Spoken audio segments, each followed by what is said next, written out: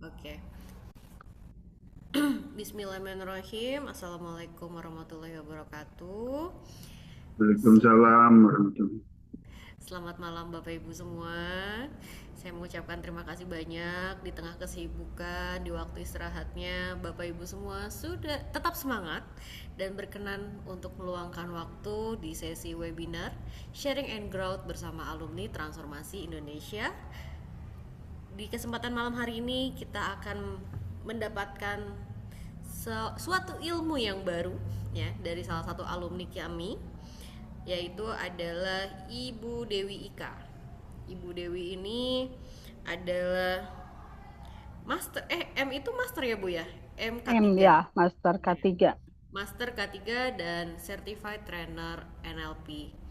Nah, malam hari ini Bu Dewi akan berbagi ilmu dengan topik communication X-ray system. Ini adalah ilmu yang Bu Dewi susun berdasarkan pengalaman dan keilmuannya di bidang K3 ya Bu ya. Iya, Baik, sebelum kita memulai sesi webinar malam hari ini, alangkah baiknya jika kita berdoa terlebih dahulu. Mudah-mudahan eh, tetap semangat. Ke depan juga ilmunya bisa dipermudah sehingga kita bisa mendapatkan banyak insight.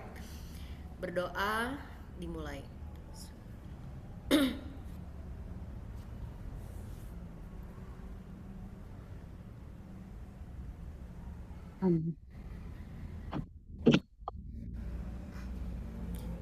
Berdoa, selesai. Baik, untuk mengefektifkan waktu, saya langsung persilahkan waktu dan layar dipersilahkan untuk Ibu Dewi. Oke. Assalamualaikum warahmatullahi wabarakatuh. Waalaikumsalam warahmatullahi wabarakatuh. Selamat malam nih semua. Banyak di sini ada yang dokter ya. Pak Dokter Cakra ya. Iya Bu, betul. Kalau boleh tahu yang lain ada background safety nggak? Kalau dokter gigi nggak tahu ada ilmu Ada. safety juga nggak Pak? Saya ada Bu, saya punya perusahaan vendornya Pertamina. Tapi Oh sekarang saya gitu. udah nggak sempat kepegang lagi. Saya dulu eh, HSE officer Oh di mana Pak? Wih, di hebat nih. perusahaan pribadi saya. Oh Saya kan gitu. vendornya Pertamina. Oke, ya gitulah Pak permainan yang kita di Pertamina. Saya kebetulan mungkin saya cerita dulu, saya memang backgroundnya di Quality Safety Management System, ya lulusan Skovindo ya. Terus akhirnya ke K3. Nah di K3 ini yang saya suka banget, suka banget karena ibaratnya nyuruh orang lain berbuat aspek K3 yang awalnya dia nggak mau gitu kan. Ini lebih banyak motivasi jadinya ya Pak, ya Dokter Cakra ya. Bu, Kalau betul. ya, oke. Jadi safety itu atau kalau ininya keselamatan kesehatan kerja. Jadi backgroundnya dulu keselamatan kesehatan kerja. Ini adalah upaya apapun caranya, entah itu awalnya dengan aturan, peraturan pemerintah, peraturan perusahaan, pokoknya wajib helm kasarnya gitu. Jadi diwajibkan sehingga dipakai kalau ada pengawas aja. Kalau nggak ada pengawas ya udah tarsok gitu atau nggak dilihat. Nah berikutnya berkembang dari membuat orang patuh pada peraturan keselamatan, kesehatan, harus pakai safety helmet, harus pakai alat penahan jatuh kalau di ketinggian. Nah, dari situ berkembang menjadi sistem manajemen. Jadi mulai menyalahkan manajemen, beli barang yang salah, pengawasannya yang kurang gitu kan. Nah, pekerjaan di lapangan karena saya kebetulan bekerja dari bawah banget gitu ya. Dari kalau Pak Cakra officer di kantor, saya helper Pak di lapangan. Jadi mulai dari kerja lapangan benar, terus saya tahu tidak mudah merubah perilaku orang yang tadinya kerja tanpa sarung tangan, harus pakai sarung tangan tuh nggak nyaman. Tadinya pakai kaos harus pakai baju coverall yang tebel, yang panas gitu, itu juga nggak mudah, tapi harus dipakai. Nah, saya akhirnya di MK3 tuh ada pelajarannya gitu. Nah, yang terakhir sekarang lari ke budaya ketiga nih. Karena aturan ada dilanggar. Kadang-kadang ada celoteh ya, Pak. Peraturan tuh ada untuk dilanggar gitu kan, Pak ya. Nah, itu jadinya tidak mudah. Terus pengawasan banyak-banyak. Kalau ada pengawas, jalan benar. Nggak ada pengawas, balik lagi. Nah, sekarang sudah di era budaya ketiga. Nah, begitu ada budaya, masuklah ke NLP, itu lebih ke value. Jadi meningkatkan value di internal driven. Ini yang dipakai gitu ya. Jadi kita tuh capek di lapangan, bikin aturan dilanggar. Pengawasan ada, bahkan pengawasnya ada juga dilanggar. Artinya adalah 1000 alasan untuk mengganti.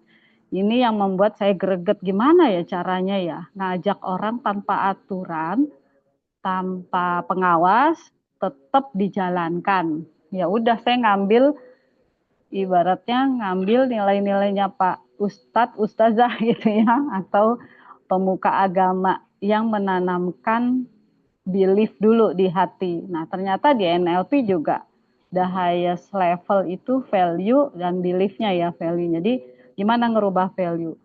Nah, akhirnya saya uji coba di lapangan, nyampe ketemulah yang saya katakan di sini X-ray. X-ray itu sebenarnya istilah dari radiologi, kalau karena kebetulan saya NDT ya. Nah, mungkin ternyata bisa kepake juga di mana-mana gitu. Kadang di lapangan frustasi banget. Dikasih instruksi, dikasih SOP, ditulisin SOP-nya, dikasih cara kerjanya, masih enggak dipakai juga. Dan ternyata ini yang bikin time consuming di lapangan. Jadi manajer-manajer atau pengawas habis waktu untuk ngawasin yang sederhana aja. Memakai APD, alat pelindung diri. Jadi pakai helm supaya kalau kejatuhan barang dari atas nggak apa-apa, aman. Pakai safety shoes supaya kalau ada benda tajam ya kaki nggak kena gitu. Semudah itu untuk keperluan kesehatan juga nggak bisa. Kayak gitu Pak kira-kira. Ada yang ngalamin gitu nggak Bapak-Bapak di lapangan di tempat kerja? Ada Pak? Ntar ya ini saya tutup.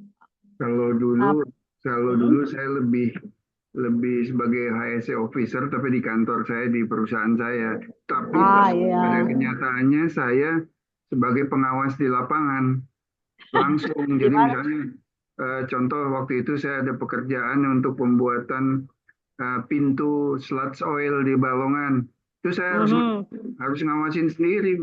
Betul ya. Jadi memang semua sudah kita lengkapi dengan pakaian-pakaian yang ya anti inflammable lah gitu ya. Ya. Nah, itu cukup mahal itu memang peralatannya, sepatunya sesuai dengan persyaratan, Bu. Iya. Udah mahal nggak dipakai kadang-kadang ya. Kalau di area Pertamina relatif orang masih follow karena aturannya jelas, nggak mengikuti aturan keluar arena gitu ya. Tapi kalau di perkebunan Pak itu dikasih safety, dikasih sepatu safety, dipakai dilap-lap cuma dipakai kondangan. Jadi pas ke lapangan ke perkebunan nggak dipakai, alasannya sayang cakep buat dipakai kotor-kotor. Itu juga nggak bisa. Nah, sementara pengawas itu kayak polisi. Dulu mah ada Bu Dewi, ayo pakai-pakai gitu. Ditakut dimarahin, takut dikasih penalti lah gitu ya. Kenyataannya enggak. Terus di sini saya coba mengenalkan X-ray komunikasi, jadi komunikasi dengan NLP ya, yang kita ngomong nggak banyak-banyak, tapi juga tetap dapat respect gitu ya, dan dikerjakan. Nah, kalau dikerjakan artinya nanti kalau diaudit sama orang, karena K3 itu objek untuk diaudit manajemen ya, dilihat jalan nggak gitu, buktinya mana. Nah, ini akan dilihat kepatuhannya dengan mengikuti prosedur yang ada. Jadi dengan teknik-teknik sederhana ini, uji coba itu mudah. Tadi saya diskusi ya di sekolah, kebetulan Jumat nih saya ke pesantren, saya kasih gurunya teknik seperti ini. Oh iya benar, kalau ngomong gini anak langsung jalan. Nah kan jadi kita nggak pusing karena kita membangun komunikasinya dengan yang singkat, kena gitu ya, sehingga bisa jalan. Artinya apa? Kita berharap suatu saat kita jadi arsitek pikiran. Jadi kita pola aja tuh pikiran orang untuk mengikuti apa yang kita perintahkan atau apa yang diminta di aturan tersebut untuk dijalankan. Sehingga nggak bisa lebih baik ya. Ini contoh aja sesederhana yang saya sebelum pakai ilmu ini, kalau orang nggak naik tangga, nggak pakai harness itu alat penahan supaya nggak kalau jatuh masih tergantung gitu ya. Langsung jangan naik kalau nggak pakai body harness, udah pokoknya pakai jangan, kata negatif ya, singkirkan. Nah, sekarang dengan kata-kata yang terselubung secara tidak sadar mereka langsung follow.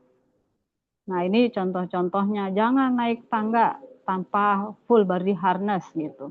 Nah, kita angkat kalau dulu di lapangan kebetulan punten ya, ini bukan cara ya Bapak-bapak, Ibu. Kebetulan di lapangan ada macam-macam ada orang Jawa, orang Batak itu di lapangan saya di konstruksi Pak Cakra. Kalau saya di EPC, engineering konstruksi sama instalasi ya di migas, juga di tambang itu tidak mudah gitu. Tapi paling enggak orang paling seneng kalau diangkat. Jadi kalau diangkat apa? Kan kamu profesional rigger atau profesional rope access kerja yang di ketinggian. Buktikan dong profesinya dengan naik gitu. Tapi kita nyampaikan nggak usah naik. Tapi Anda harus membuktikan profesionalnya seperti apa. Jadi secara terselubung memerintahkan untuk naik dengan full body harness. Nah, ini juga ada untuk mengatakan alat, singkirkan tuh alatnya harus disusun rapih. Nah, kalau dibilang gitu, kita dibilang orang safety bawel gitu ya Pak ya. Nah, supaya nggak dibilang bawel ya kita bilang, ini pastikan ya jalan ini bersih untuk semuanya bisa selamat. Jadi dimasukkan aja dengan kata-kata instruksinya, bukan disingkirkan. Kalau disingkirkan tuh perintah langsung, kalau ini tidak langsung. Nah, ini juga kalau misalnya ini dipakai di safety, tapi konsepnya bisa dipakai di mana aja. Langsung nih pemanasan gitu. Sekarang, nah mereka nggak bisa. Kalau anak-anak nih kebetulan di pesantren ada kolam renang, sebelum berenang itu harus diinstruksikan pemanasan dulu. Cuma suka anak-anak males. Ya udah, kita langsung instruksinya kenceng-kenceng tanda kutip. Lakukan pemanasan sekarang atau kamu lari keliling lapangan bola dulu atau keliling arena kolam renang dulu gitu. Nah, akhirnya mereka lakukan pemanasan atau stretching. Nah, ini saya tadi coba juga nih waktu saya bicara sama ustazah, ya ustazah pasti adalah yang ngobrol gitu ya. Terus saya bilang, maaf Ibu, Bu Ella, saya ingin tahu apakah Anda bisa dengar saya dengan baik, supaya kita cepat nih pulangnya. Nah, langsung dia konsentrasi balik lagi untuk berhenti berbicara. Karena kadang suka nggak sopan kalau misalnya, tolong ibu-ibu berhenti bicara dulu ya, biar saya selesai dulu. Nggak bisa kena tuh kadang-kadang ya, tapi kita langsung ke orang yang bicara. Punten Ibu, bisa dengar saya dengan baik nggak penjelasan saya supaya kita cepat pulang. Nah itu lebih taktik gitu ya. Nah ini yang saya praktekkan, ilmu bahasa-bahasa yang tadinya saya nggak paham secara struktur ya itu apa gitu ya. Tapi saya uji coba dengan kalimat bertanya. Jadi menyuruh dengan bertanya. Prinsip saya dulu seperti itu. Nah, dipakai nih untuk 100. Pernah nih manajer migas yang udah pengalaman, saya baru masuk ke migas, tanda kutip dianggap kroco lah ya Pak ya, di mata mereka di awal. Saya pakai bahasa-bahasa ini pada saat diskusi, akhirnya mereka respect ke saya dan follow di training itu instruksi yang saya sampaikan untuk dilakukan. Hebat. Ini serunya lagi Pak, dengan teknik bahasa aja, saya pernah jual 8 unit apartemen sebulan. Dalam waktu sebulan. Ada yang minat nggak Pak? canggih deh pokoknya ini saya seneng banget gitu ya. Nanti kalau ada yang minat boleh boleh tuh. Pernah ada yang ngalamin Pak, pakai ilmu ini nanti bisa dipakai untuk tanda kutip jualan. Ini lagi uji coba waktu itu jual 8 unit dengan WA. Waktu itu masih pakai WA ya, teks gitu ya, ternyata bisa gitu. Nah, ini kepakai juga waktu saya suruh anak saya bangun untuk segera berangkat sekolah. Saya pakai ilmu ini juga. Bahkan waktu di lapangan sebagai kontraktor memang saya masih baru, jadi banyak banget salahnya, dimarahin terus sama owner, tapi akhirnya mendapat dukungan hanya saya pakai bahasa yang saya sampaikan ini. Jadi ini contoh-contoh yang saya pakai ya, bisa buat negosiasi selain untuk safety, tapi juga ini untuk membeli lahan ya. Jadi bisa tuh Pak cicil 250 juta, 200 jutaan lah, bisanya nyicil tanpa bunga ke ownernya. Jadi saya bisa tanpa bank. Nah ini bisa juga negosiasi untuk membuat townhouse, membeli townhouse ruko ini baru kemarin Pak. Dengan booking harusnya bayarnya dengan kontrak 800 juta, tapi saya nego beli tanahnya dulu sampai IMB beres, baru bangunannya. Padahal polusi mereka awalnya nggak bisa. Nah ini contoh waktu saya dimarahin terus nih sama manajer HS klien ya. Ya udah saya bilang marahin aja saya terus-terusan atau bantu saya pintar dan saya bisa bantu kamu full. Jadi akhirnya dia memberikan semua dokumen untuk saya kopas, saya perbaiki untuk disesuaikan. Karena saya waktu itu memang belum punya ilmu untuk kerja di Megas gitu. Terus kalau anak saya bangun, males waktu itu langsung SD ya. Saya selalu ngomong begini nih, tidur aja terus. Ini juga dipakai ya di pesantren kemarin. Tidur aja terus, nanti begitu bangun kamar mandi yang 15 itu kamu yang nyikat. Atau kamu bangun sekarang dan kita sholat subuh gitu. Nah ini anak-anak langsung bangun. Jadi perintahnya nggak bolak-balik ke anak, ayo bangun. Nanti kita keluar kamar, dia tidur lagi. Nah itu agak membantu dengan kalimat ini. Tadi udah disampaikan ke Ustazah, dia bilang oke ini kena kok gitu, anak-anak bisa gitu. Nah, metode ini secara sistematik bisa menciptakan kepatuhan yang otomatis atau yang otomatis itu sekali kita ngomong dia mikir, dia memutuskan, dia kerjakan. Jadi kayak coaching sih sebenarnya. Nah, karena dia langsung ngerjakan, kita nggak frustasi berkali-kali menginstruksikan, menyampaikan, ngasih panduan, nggak jalan-jalan karena ini kepatuhan otomatis yang kita set up adalah kita arahkan cara berpikir dia. Nah, karena pilihan, jadi kita sampaikan, dia yang mikir, dia yang menjawab, dia yang memutuskan, dia yang mengerjakan. Artinya apa? Supervisor, fungsi pengawasan, waktunya jadi berkurang karena dia langsung bisa melakukan yang kita harapkan dengan program atau sistem X-ray ini.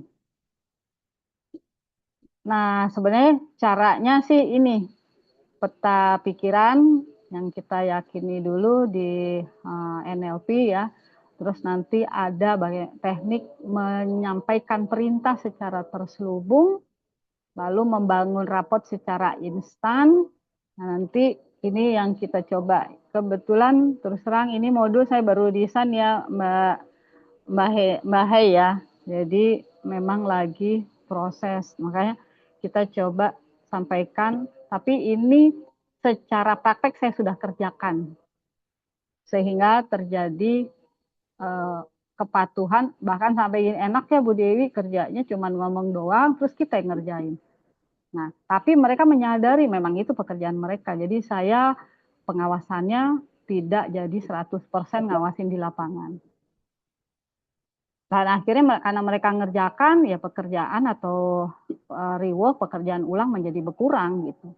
briefing 5 menit ya kena, karena briefing di lapangan nggak bisa lama-lama karena dikejar target juga ya Pak Chandra ya. Terus di sini ngurangin stres. Nah ini prosesnya kita ngelihat dari peta pikiran. Jadi berbicara dengan peta pikiran pekerja, bukan dari perilakunya. Perilakunya dia nggak mau ngerjakan, yang kita gali adalah pola pikir dia gimana sih sampai berperilaku seperti itu, kita sampaikan di sini. Kita cari. Nah ini kalau saya di MK3, Bapak-Bapak, Mbak Hai, saya dapatnya ini teorinya. Asli teori ini. Halo? Halo, oke. Teori ini coba dipakai, tapi ampun apa nggak cespleng gitu loh, nggak langsung. Saya lebih suka yang ini, pakai perintah dengan NLP, bahwa apa yang disampaikan orang yang terlihat kayaknya prinsip sebenarnya bukan itu di depannya, ada di belakangnya apa. Aturan dia sampai melakukan perbuatan yang terobservasi, atau istilah di psikologinya di K3 itu observable behavior, perilaku yang teramati. Saya waktu di MK3 percayanya atau ilmunya perilaku yang teramati. Setelah di NLP kita nggak melihat perilaku yang teramati, tapi kita bisa desain tanda kutip ya, dengan mengajak orang merubah pola pikirnya sendiri gitu. Nah ini yang NLP pakainya sebenarnya sederhana, ini cuman rapot, frame, di reframing atau di framing ya, sama perintah terselubung. Tiga ini. Jadi untuk bisa merubah orang secara dia yang menyadari perubahan itu adalah dia sendiri yang mau, dia yang menyadari, kita ibaratnya pengarah gaya aja, desainer aja. Makanya saya bilang arsitek kita desainer aja. Nanti dia yang memutuskan mau desainnya yang seperti apa. Kita coba memetakannya, lalu mereka terbuka, lalu mereka bisa memutuskan akan melakukan apa. Nomor satu memang raport. Raport ini udah kunci. Karena secara teorinya, kalau secara umum kan dibilang membangun kepercayaan ya. Tapi konteks di NLP, di pengalaman saya ya, nggak usah trust dalam konteks saya percaya sama kamu segala macam, lebih ke emosinya doang, karena kalau kepercayaan dibangun dalam sekejap itu nggak mudah, perlu waktu lama. Mbak Hai ya, percaya sama saya pasti butuh waktu lama gitu kan, tapi kalau emosinya sudah connect gitu ya, trustnya bahwa saya terbaca hatinya, dia terbaca hatinya, langsung turun. Ini pernah kepake waktu saya ke New Zealand, nyari kos-kosan buat anak. Saya nggak punya teman, nggak punya apa-apa, nyari di apa? Kalau nyari di online, saya harus keliling nyari-nyari kos-kosan. Karena kalau di sana kos-kosan itu lebih mereka seneng orangnya visit ke lokasi. Nah, waktu itu saya sudah mau habis, mau pulang, sementara anak saya belum dapat kos-kosan. Kita masih tinggal di rumah temen ya, yang memang nggak mau dijadiin rumah kos. Udah, cuman ngobrol doang di Starbucks sama orang lokal, waktu itu ibu-ibu ya. Saya cuman, ini ibu-ibu bisa nolongin saya nggak ya? Bantu saya dong gitu kan, kita orang bener gitu. Nah, terus entah gimana itu ngebatin doang. Terus habis itu saya ya udah, saya rapet dia, saya kasih senyum, saya dia minum, aku minum, ikutin lah. Ini orang saya mau connect dulu sama dia nih. Nah akhirnya terkonek, nggak nyampe setengah jam itu dia bisa cerita. Ini orang bule kalau kalau bercerita tentang masalah rumah tangganya ke orang asing itu impossible, orang kita aja impossible. Itu bisa terkonek emosinya sehingga nggak ada ya nggak ada retensi, jadi udah kayak temen aja gitu. Sampai akhirnya cerita masalah keluarga dia pun dia ceritakan. Itu ngobrol saya sambil bingung. Sampai terakhir dia selesai. Kenapa saya bisa ngomong masalah keluarga saya ya sama orang asing baru kenal? Kamu ada apa ya? Kenapa ya kamu? Saya diapain nih?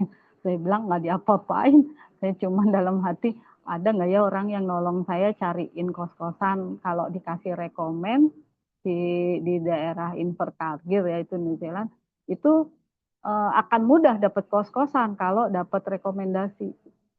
Dan akhirnya dia tolong kami, dia teleponin teman-temannya yang rumahnya punya kamar kosong, kita bisa sewa gitu ya. Nah ini setelah rapot gitu. Nah, kalau bingkai ulang, ini yang saya pakai di safety. Karena kalau peraturan itu kan external driven ya, dari luar. Peraturan K3, peraturan pemerintah, terus SOP, System of Operation dan Prosedur, itu dari eksternal. Di follow karena ya kewajiban, karena peraturan, isunya tuh negatif lah. Nah ini dengan bingkai ulang kita rubah menjadi nilai dirinya sendiri atau outcome yang dia nggak bisa tolak, yang dia bisa terima, akhirnya dia bisa mengikuti peraturan atau instruksi itu. Yang ketiga, kalau rapotnya sudah bingkai ulang, mungkin kita bisa pakai perintah terselubung. Nah, kalau bingkai ulang dipakai untuk orang operasional di lapangan. Karena mindset dia masih safety itu biaya, safety itu bikin ribet, safety itu gitu ya. Itu haknya Tuhan lah, kita nggak bisa ngatur Tuhan katanya kadang gitu kan. Kecelakaan itu ya udah emang takdir gitu. Nah itu pola pikirnya masih ke sana. Nah ini kita rubah menjadi sesuatu yang ada manfaat ke dia. Nah kalau yang nomor 3 ini saya pakai pengalaman saya ya, saya pakai kalau tanda kutip mau menyuruh atasan, entah itu bos, entah itu owner, perintah terselubung. Nah, dengan telling by asking atau kita menyampaikan cause and effect. Ini teknik NLP yang bisa dipakai secara umum untuk membangun kepercayaan. Kalau saya bilang trust emosional, emosional tuh tersampaikan. Lalu ini framing yang di NLP bisa pakai pre-framing atau reframing. Kalau saya senangnya outcome and problem. Nah, kalau yang ketiga, perintah terselubung bisa dengan teknik softener atau cause and effect language. Nah, kalau raport, intinya ini bagaimana terbuka jembatan komunikasi. Kalau sudah ada trust, sudah ada connect, kalau istilah kita ada bahasa kita, teman saya itu kalau udah ngeklik. Nah, kalau udah ada ngeklik, udah kita minta tolong apa aja sama dia bisa bantu, dia bantu gitu. Kalaupun enggak, dia akan carikan solusinya. Nah, kalau di ketiga ada hukum dasar kepatuhan K3 tuh. Sebenarnya untuk kalau saya bilang teorinya apa ya? Teorinya sebenarnya bukan seberapa yang akan kita ketahui dari orang lain yang akan kita ajak bicara. Tapi seberapa besar peduli kita sama dia. Begitu kita peduli, nggak tahu gimana itu ya, tahu ada cara aja untuk menyampaikan. Jadi waktu saya belum belajar NLP, terus saya bisa kok jadi tadi ya contoh-contoh, kok ini jadi NLP ya gitu. Nah waktu itu saya nggak punya ilmunya, cuman di sini nih kalau di kita tuh niatnya apa? Saya emang peduli dengan bapak-bapak itu untuk pulang selamat. Kenapa saya peduli? Karena saya seorang istri, karena saya punya anak gitu kan. Konyol banget gitu. Kalau gara-gara sesuatu yang sederhana, istri nggak punya suami, atau anak nggak punya ayah, atau bolak-balik ke IGD gitu ya. Karena saya pernah ada kejadian sesederhana orang mandi, di suatu tempat penginapan gitu ya, itu kesetrum sampai meninggal hanya karena pemeliharaan dari heaternya kurang. Jadi total listriknya bocor. Sesederhana itu. Atau saya sendiri pernah, sesederhana saya jalan di got, terus saya patah kakinya. Itu aja udah bikin 2 bulan saya di rumah gitu ya. Karena peduli itu, itulah mungkin akhirnya ada energi untuk bisa connect sama dia. Saya nggak tahu apakah ini benar apa enggak gitu ya, tapi udah saya sampaikan. Ternyata begitu kita punya kepedulian besar, orang bisa paham kita peduli, mereka udah terbangun aja trust-nya.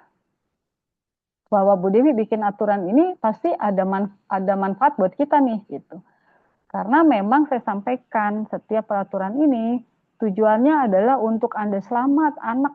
Saya nggak mikir itu deh, kalau asuransi yang gede nggak apa-apa, saya bercanda gitu. Asuransi gede nggak apa-apa, anak istri bisa kaya raya, saya bilang gitu ya. Tapi aktualnya akan ada stres, akan ada beban untuk anak istri kalau bekerja di lapangan celaka. Nah, karena saya jujur dalam hati, emang mau membantu, kebuka juga sama mereka, sehingga akhirnya mereka juga mau jujur menyampaikan yang kurang-kurang karena bisa bikin celaka. Tadinya diumpetin, kalau ada yang tidak sesuai diumpetin. Nah, karena sudah ada trust, pasti otomatis ya udah kita ikutin aja karena ini kebaikan bersama gitu. Nah, ini memang kalau yang ini membangun raport dengan cara seperti ini ya, disesuaikan. Kalau di lapangan itu dulu ada, saya bilang kok ada ya orang, saya bacain itu prosedur, nggak mudeng-mudeng Pak. Ada nggak kayak gitu Bapak-Bapak, Ibu-Ibu? Kita kasih nasihat A, B, C, nggak mudeng, besok gitu lagi. Saya sampai tulisin, nggak mudeng juga. Ada nggak Bapak Ibu yang gitu? Banyak, Mbak. Banyak ya. Nah, saya akhirnya coba ngelihat gitu. Oh, ini orangnya orang kinestetik. Saya ceramahin sampai berbusa, Pak. Bikin briefing, bikin training, nggak masuk, Pak. Saya kasih SOP atau prosedur atau instruksi kerja tertulis, nggak dibaca itu dokumennya. Ternyata harus praktek gitu. Ada orang yang gitu. Nah, cuman praktek kan nggak semudah itu. Praktek misalnya kerja di ketinggian langsung naik kan nggak juga. Jadi saya akhirnya pakai apa? Ya udah dibawa itu alat penahan jatuhnya. Nih, harness nih pegang nih. Ini tali nih. Kalau kamu naik ketinggian, talinya nggak diperiksa. Nih tali coba kamu rasain gitu. Namanya sling ya, tali yang buat ngegantung di badan ngegantung tuh. Coba pegang gitu kan, ini dipegang. Jadi saya suruh ngerasain nih. Kalau ini terus ada yang bahasa gaulnya tuh bahasa lapangannya tepok, saya bilang gitu, yang merutul, yang bisa copot ada, terus tiba-tiba ada ngegantung. Coba ya jatuh dari ketinggian bolpen aja nih, ambil bolpen celuk jatuh. Nah itu orang yang nggak pakai safety harness. Nah, itu akhirnya dia ngerasain gitu kan, ngerasain sendiri. Orang kinestetik harus sesuatu yang harus dipegang. Tapi kalau auditori, saya sampai bilang gini, nih kalau misalnya terjadi orang jatuh, tak gitu, dia cuma bunyi gini doang, padahal mah nggak ada hubungan, tapi ada bunyi, yang penting ada bunyi deh. Nih setiap ada celaka, nah tuh apa aja celaka, orang jatuh, orang ketiban, orang kepotong, itu asal ada bunyi aja, akhirnya kepake gitu. Nah ini saya pakai juga di training. Lalu bilang coba dengar instruksi saya baik-baik gitu. Ini terdengar seperti ide bagus nih. Ide bagus nih. Nah, kalau perlu ditambah nih ide bagus nih, pakai kalau bisa pakai ini ya. Nih ide bagus nih, keren. Itu orang lebih kena. Dan setelah saya amati orang Indonesia banyakkan di auditori sama kinestetik, orang lapangan ya, orang kinestetik karena orang teknik ya. Visual ya kalau ada orang teknik yang berbackground teknik, dia biasa melihat gambar. Ya udah saya kasih flowchart, saya perlihatkan gitu. Jadi artinya apa? Waktu briefing, kan ada sebelum kerja itu kita briefing dulu ya Pak. Ada 5 menit, secara aturannya harus 5 menit. Tapi aware, peduli, perhatian terhadap lingkungan yang berbahaya dan bagaimana kerja aman harus disampaikan dalam 5 menit. Ya udah, itu entah dikasih gerakan, entah dikasih ini atau dikasih apa yang membuat ada visual. Tapi kadang saya bawa visualnya ya barangnya, nih warna merah, warna kuning gitu ya. Nah, itu bisa dipakai. Begitu ada connect, ya udah saya tinggal tolong ya kerjanya ada SOP-nya, ada instruksi kerjanya, tolong diperhatikan. Nih kalau kerja di ketinggian ini caranya. Ini kalau kerja di menyelam ini SOP-nya, bahayanya di sini-sini gitu. Nah, mereka tuh lebih langsung kena. Nah, kalau yang ini saya pernah pakai nih, pengalaman saya kalau konteksnya adalah saya yang jadi kroconya, yang dimarah-marahin Pak. Kalau salah, saya yang harus benerin. Sementara saya harus benerin, perlu alat, perlu biaya, nunggu manajemen datengin atau approval. Klien nggak mau tahu, pokoknya harus ada. Ya udah, karena resource nggak ada, resource hari itu nggak ada. Mereka harus kasih, harus datengin barangnya. Sementara manajemen lagi proses. Saya bilang lagi proses, mereka nggak mau marah. Tapi saya nggak enak lah kalau tiap hari dimarahin mulu, kuping saya pedes juga Pak. Akhirnya apa? Udah saya langsung, mereka meeting duduk di kiri, saya ikut di kiri gitu ya. Saya duduk Pak di kiri. Mereka ngomong sesuatu pakai tangan atau pakai spidol karena dia nulis papan tulis, saya pegang bolpen saya, pokoknya saya ngikutin aja. Habis itu udah tuh nggak tahu unconsciously terconnect ya secara nggak sadar, terus saya ngikutin dulu. Habis itu yang tadinya di setiap meeting saya dimarahin terus Pak, hari itu enggak Pak.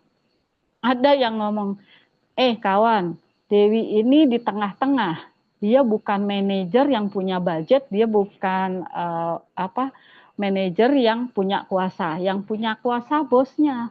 Dia sudah request, ini requestnya, cuman belum di-approve. Percuma juga kita marah sama Dewi katanya. Dibelain Pak. Saya sampai bilang, wow keren. Ilmu NLP keren, yang tadinya saya dimarahin disupport. Apa perlunya supaya ada? Saya perlu telepon Pak, ini teleponnya mati. Kebetulan saya Excel kan, mati di lapangan. Oke, pinjemin telepon di kapal. Waktu itu saya di tengah laut ya, di offshore. Dipakai, dipinjemin. Akhirnya saya disupport. Bahkan saya minta apa, dia nggak ada, dia bantu ngomong, Pak, saya udah minta, tolong minta ngomong sama the big-nya. Jadi bos ketemu bos kan lebih cepat ya Pak.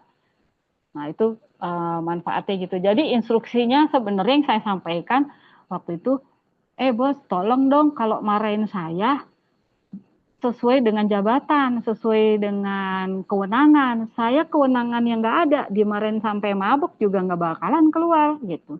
Ngomonglah sama atasan gitu. Cuman saya kan nggak bisa ngomong begitu Pak di meeting. Akhirnya saya mirroring aja. Nah ada yang ketiga untuk supaya lebih oke lagi gitu ya. Saya membuat pekerja menggantilah kalimat yang tidak positif menjadi positif gitu. Kalau misalnya, ngapa sih kamu ngelanggar terus gitu. Jadi saya tahu kamu mampu melakukan ini dengan benar. Bantu saya paham supaya kamu bisa melakukan ini gimana. Padahal judulnya supaya kamu nggak melanggar lagi gimana. Nah itu kalimat melanggarnya saya bungkus terselubung juga sebenarnya di sini gitu. Terus kalau misalnya saya pernah nih dimarahin tadi ya sama HSC klien, sama pengawas dari owner. Sementara saya di kontraktor, disalahin terus dong gitu. Saya bilang gini, kalau saya tidak bagus, maka kerjaan di lapangan gak bagus. Yang kena kau juga. Ini tanggung jawab kita berdua supaya kerja bagus. Gimana caranya? Nah, akhirnya bisa terjadi diskusi yang positif.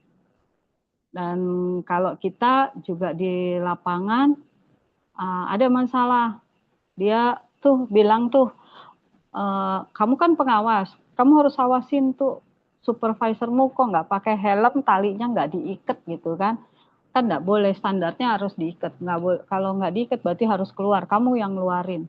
Lah susah Pak ngeluarin mereka orang lapangan yang sudah 20 tahun 30 tahun kerja nggak pernah celaka dengan helm nggak diikat gitu kan.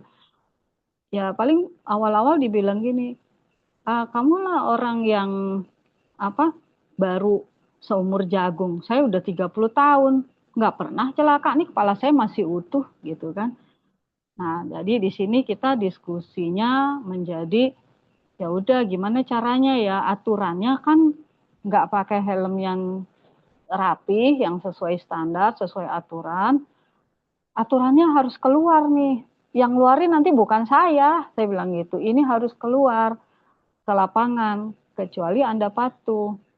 Jadi gimana nih supaya tetap pakai? Boleh nggak di sini aturannya kita ikutin supaya Bapak kerja, supaya kita juga bisa sama-sama dapat timesheet gitu ya, tanda tangan. Nanti yang nggak pakai helm itu bolehlah nanti di darat gitu. Kalau di darat helm jatuh masih bisa dipungut, bisa diambil langsung. Kalau di laut kan jatuh ya udah nggak ada helm makin nggak boleh masuk gitu. Akhirnya kita cari solusinya seperti apa. Tapi talinya nggak enak. Nah ternyata masalahnya bukan nggak mau pakai karena talinya sudah tidak standar. Nah yang satu lagi nih, ini kemarin nih saya nyoba. Selama ini di BUMN terutama ya, begitu audit pasti temuan dan berharap temuannya dikit. Kalau ada auditor temuannya dikit ya, findingnya dikit ya gitu. Saya bilang, lah bukannya terbalik dalam hati ya. Kalau findingnya banyak, kan berarti bagus. Perbaikannya yang diperbaiki banyak. Penyakitnya lebih cepat dan itu nggak ngaruh dengan dapat sertifikat ISO-nya. Akhirnya saya bilang, auditor itu bukan mencari finding, tapi mencari pacar. Saya bilang gitu. Saya ganti kalimatnya, anda punya kewenangan cari pacar di situ. Apa tuh pacar? Preventive action, corrective action, request. Gitu ya. Jadi artinya cari improvement. Anda punya kewenangan untuk itu. Jadi bukan menyembunyikan temuan, tapi temuan saya bahasakan menjadi improvement. Jadi ini aja dengan berubah kata udah lebih bagus gitu ya. Nah ini pernah juga di lapangan saya disuruh periksa alat yang nggak pernah saya lihat, nggak pernah saya pegang, tapi saya suruh periksa, nggak paham benar. Satu-satunya yang paham ya operatornya, tapi operatornya nggak mau ngerjain karena dipikir itu bukan kerjaan dia. Meriksa-meriksa itu kerjaan pengawas. Ya pengawasnya saya yang harus periksa. Sementara saya ilmunya nggak ada. Ya udah, saya ngopi bareng dulu sama dia, Pak. Habis itu baru ngobrol. Itu keren harus dipakai dengan layak, dengan benar. Kalau dia rusak gitu kan, pasti disuruh perbaikan. Perbaikannya itu butuh waktu lama, harus periksa, harus sertifikasi, harus dicek ulang lagi. Nah, berarti selama itu kita itu nggak bisa mengoperasikan kren gitu. Sementara kalau misalnya ada celaka, mencelakakan orang lain, ya kita kena dua-dua nih. Gitu. Saya pakai yang tadi ya, salah dua-dua nih. Yang pengawas kena, yang operator kena. Yuk bareng-bareng deh Pak, supaya nggak kena dua-duanya. Kita cari aman aja dia berdua. Nah, akhirnya, ayo udah periksa. Cuman saya nggak ada ilmunya. Boleh nggak periksa bareng? Kan ada yang lebih tahu. Gitu kan. Akhirnya periksa bareng juga. Nah, dengan raport ini aja udah ada instruksi secara tidak langsung ya, bahwa pemeriksaan kren itu ya operator gitu, harusnya gitu di awal. Tapi kalau kita sampaikan itu udah debat kusir. Saya bukan pengawas, Anda yang ngawas, Anda dong yang ngawasin. Itulah kalau di awalnya menggunakan kata aturannya yang memeriksa adalah kren operator karena lebih paham. Tapi pendekatannya kita balik. Kita inspeksi bareng ya, supaya sama-sama menjaga nggak ada celaka, kita nggak kena tulahnya lah gitu ya. Kira-kira seperti itu. Nah yang ketiga, yang pakai coaching. Nah ini coachingnya lebih kepada sebenarnya sih kalau saya bilang ngangkat egonya dia ya, tapi dengan bertanya gitu, kita kasih egonya, kita buat pertanyaannya menjadi lebih lunak. Nah ini lebih coaching, lebih kayak coaching ya sebenarnya. Nanti kalau udah baru kita lead untuk dia melakukan sesuatu. Kalau misalnya contoh di sini ya, kerjaannya rapih nih gitu, fokusnya tinggi gitu. Nah ini sebenarnya kita mengangkat pekerjaan dia yang bagus. Jadi nggak selalu yang jelek ya. Supaya apa? Besok ngelas kayak gini lagi ya Pak. Kan perintahnya seperti itu. Ikutin ya, besok kerjalah kayak gini lagi. Tapi kita kasih, ya udah, kita bilang Pak Budi kerjaannya bagus banget nih, rapih nih. Ini benar-benar konsentrasi Bapak tinggi gitu kan. Nah, artinya dikasih itu ya motivasi, bukan motivasi ya, apresiasi terhadap yang dia kerjakan. Itu nempel banget. Ini juga membuat perintah hari ini akan diikuti di akan datangnya gitu. Karena dia ingat, oh saya udah dianggap oke, udah punya pandai ya berarti saya harus tunjukkan gitu. Nah ini juga melihat kenapa nggak pakainya. Jadi kadang-kadang orang langsung ini nggak pakai, nggak ngikutin aturan gitu. Kacamatanya nggak dipakai, langsung kita marahin awalnya. Kamu kok nggak dipakai kacamatanya? Kan aturannya kayak gini. Gitu. Tapi kita ganti. Emang kita lihat tadi rapot itu kan dari hati ya. Emang niatnya itu mau melindungi. Itu kayaknya kacamatanya, waktu itu kacamata yang saya lihat tuh nggak standar, nggak ngikutin aturan.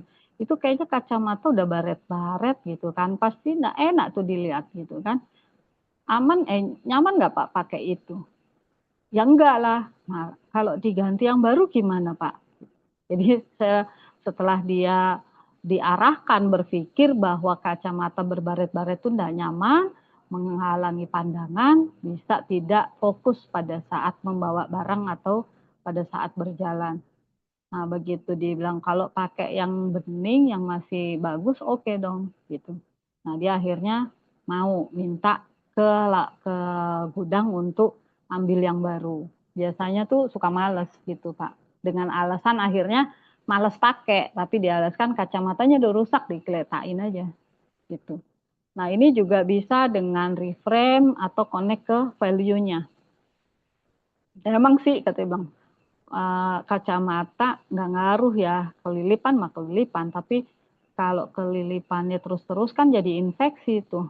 Nah, emang mau gitu ya, cuma ke gudang doang, nggak nyampe 30 menit dipakai yang standar, itu kan lebih hemat gitu ya, lebih hemat dalam pengertian kerja lebih cepat gitu. Waktu kerja lebih cepat, jadi pas pulang ya selesai waktunya gitu.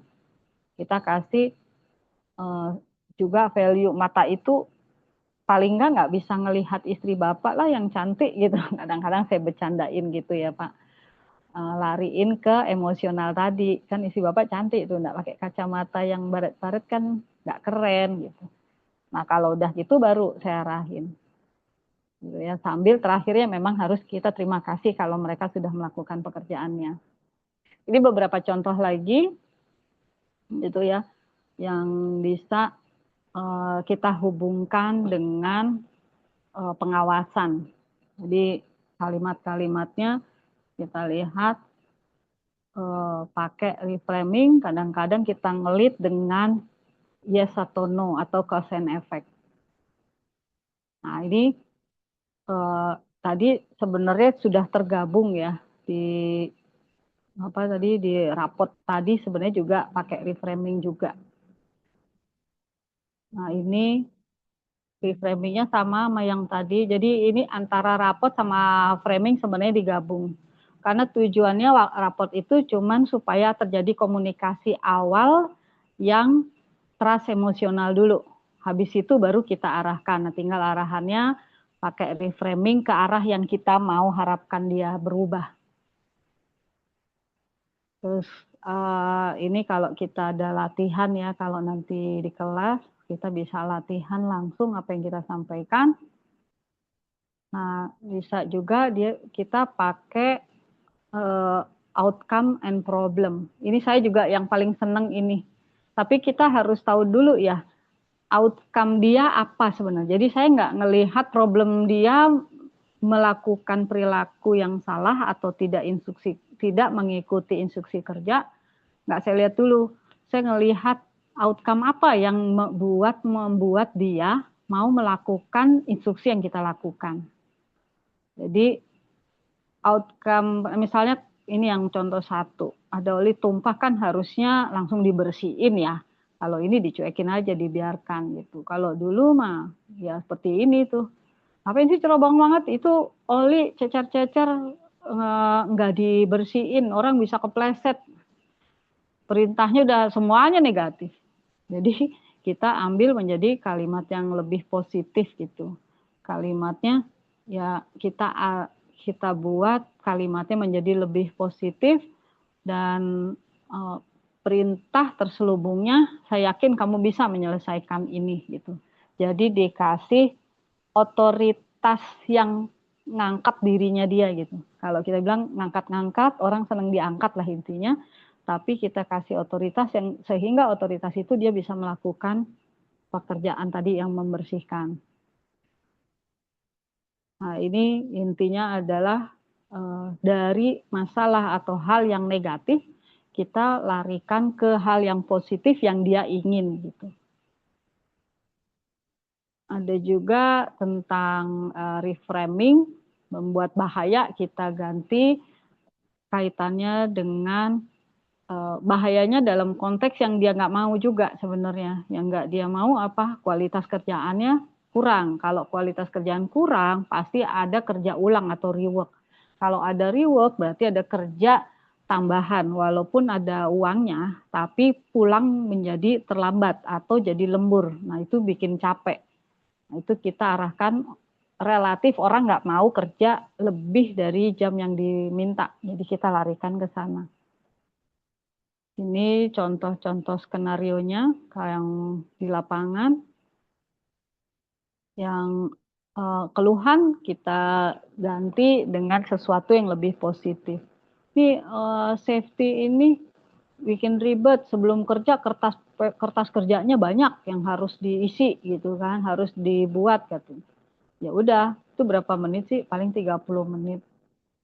Kalau tidak dilakukan, apa yang terjadi? Itu bisa 30 hari di rumah sakit. Orang terjadi ketinggian, pasti ICU tuh. 30 meter jatuh atau 5 meter jatuh, pasti sudah parah. Nggak mungkin cedera ringan. Jadi mendingan mana? Setengah jam, 1 jam kita ribet daripada berjam-jam, berhari-hari, mungkin berbulan-bulan ribet di rumah sakit. Gitu. Ini kalimatnya kita ganti untuk yang lebih positif ya. Ini contohnya. Nah, ini embedded perintah yang terselubung. Perintah terselubung sih sebenarnya prinsipnya itu barir untuk retensi itu dihilangkan atau dikurangkan. Kalau nggak bisa hilang ya kurang gitu. Nah, dengan melunakkan perintahnya, jadi resistensi turun gitu. Bisa nih pakai sarung tangan sekarang sebelum memegang alat berat itu. Sebenarnya perintahnya apa? Pakai sarung tangan dulu sih, baru kerja gitu. Sebenarnya intinya gitu. Tapi kita bisa pakai bahasa yang lebih lunak. Anda bisa mulai pakai sekarang sebelum pakai alat itu. Kalimatnya disederhanakan. Yang paling saya suka, itu juga lebih efektif ini nanti sih Bapak-bapak bisa uji coba sendiri ya di lapangan gitu ya. Mana yang lebih powerful gitu. Kalau karena ini orang dewasa, di lapangan tuh orang dewasa ya, orang dewasa relatif nggak mau ya Pak disuruh-suruh A apa B gitu ya, disuruh melakukan A, melakukan B gitu ya Pak Derajat. Kira-kira diminta kayak gitu kan nggak mau ya Pak ya. Iya Pak ya. Ini lakukan mengajar, misalnya kayak ini ya, Bu, kalau ngajar tuh ya lihat anaknya udah masuk mood apa enggak. Kalau sebelum Betul. masuk moodnya gitu ya Pak, kita ngajar ya susah gitu. Nah itu enggak masuk gitu. Tapi Betul. kita bilang persiapan anak dulu atau ya kasih permainan dulu, happyin anak dulu baru mungkin belajar gitu. Padahal maksudnya ya sebelum belajar siapin dulu lah gitu kan kira-kira ya Pak ya ke anak-anak ya. Betul. Gimana Pak pengalaman Pak Derajat? Betul, Bu Dewi. Ya, pengalaman saya di lapangan kan harus lihat dulu apa namanya posisi anak-anak siap atau belum. Seringnya saya bikin yel, teriak-teriak. Iya, ya sih. Gitu ya Pak ya. Supaya tapi kalau kita bilang sama saya kebetulan nih ada ustazah, ustazah harus yel-yel dulu baru belajar. Nggak masuk tuh Pak, nggak masuk.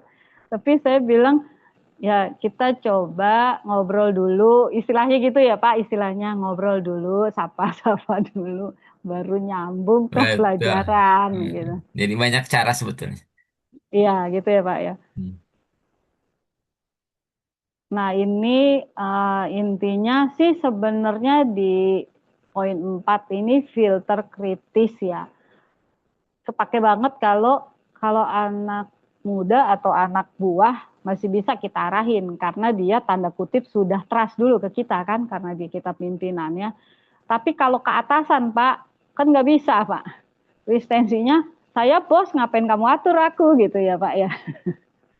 Nggak mudah gitu. Nah di sini dipakaikan ibaratnya dikaitkan dengan apa yang manfaat buat yang kita ajak ngomong gitu. Kalau pekerja ya pasti yang pasti dia mau semua orang mau selamat. Jadi arahin aja semua orang pengen selamat. Mana ada orang mau masuk rumah sakit Pak, walaupun gratis BPJS ya kan nggak mau gitu. Jadi kita kaitkannya ke sana. Kalau ke atasan, bos nih terutama owner ya atau yang bos direktur deh kasarnya. Ngomongnya gimana?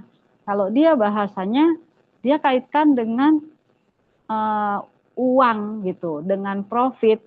Pak, kalau melakukan ini harus dihubungkan dengan intensi dia apa? Intensinya seorang pebisnis pasti UUD ujung-ujungnya duit, ya arahkanlah ke duit gitu. Saya nggak bicara safety kalau sama bos atau direktur. Saya bicaranya uang, nama baik perusahaan gitu ya Pak. Terus ada klaim dari eksternal atau gugatan dari eksternal itu yang mereka nggak mau, ya udah pakai bahasa itu yang kita ambil. Nah ini ciri-cirinya terselubung itu instruksinya ditaruh di tengah gitu ya, bukan di awal atau di akhir, di tengah-tengah. Karena kalau kita menyuruh instruksi biasanya di depan atau di belakang, nah itu orang nggak nyaman, tapi di tengah-tengah. Ini contohnya nih. Kalimatnya tuh supaya fokus sekarang gitu. Ya udah, kasih pendahuluan sama penutup. Saya ingin tahu apakah Anda bisa fokus sekarang sebelum kita memulai pekerjaan ini gitu ya. Nah, kalau saya mau bos saya waktu itu dia sering pulang malam, main suruh drivernya untuk nganter atau jemput. Sementara driver ini driver kantor, Pak. Yang pagi harus subuh-subuh harus jemputin lagi kru atau pekerja dari lapangan untuk kembali ke kantor. Jadi waktu tidurnya berkurang. Sementara si driver nggak berani nolak bos. Nggak ada yang berani juga ngomong sama bosnya. Jadi saya cuma sampaikan, Bapak kan ingin kita, waktu itu namanya audit CSMS ya, kita ingin audit CSMS kita bagus. Jadi jam kerja terutama driver yang subuh harus jalan, harus kita jaga supaya dia bisa jemput dengan sehat selamat. Jadi perintah sebenarnya apa Pak?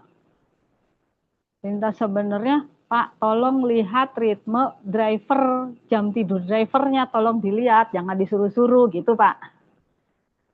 supaya aman gitu.